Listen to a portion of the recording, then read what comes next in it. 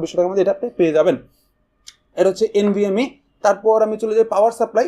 Power supply আমরা use করতেছি ভেলুটপের AX700।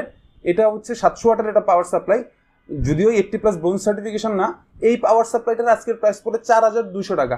এখন আমি যদি এই প্রাইস টিকের কাছে যদি 580 চালানোর মতো আপনারা 80+ ব্রোঞ্জ সার্টিফাইড 550 যে কোনো কিছু নিতে পারেন। 4800 থেকে 4900 টাকার মধ্যে কোর্সিয়ার আছে, এসআর আছে, তারপর সিএসকে আছে, তারপর এনটেক আছে, গেম ডিএস আছে। অপশনের অভাব নাই, আপনি যেদিকেই যান না কেন 4800 থেকে 900 টাকার মধ্যে 80+ ব্রোঞ্জ সার্টিফিকেশন সহ 550 ওয়াট যে কোনো কিছু আপনি পেয়ে যাবেন। বাট আমি 700 ওয়াটটা নিচ্ছি, এটা ভেলুটপের বাজেটটা আমি কমাইতে পারছি অনলি 4200 টাকায়, এই জন্য এটা সিলেক্ট করা।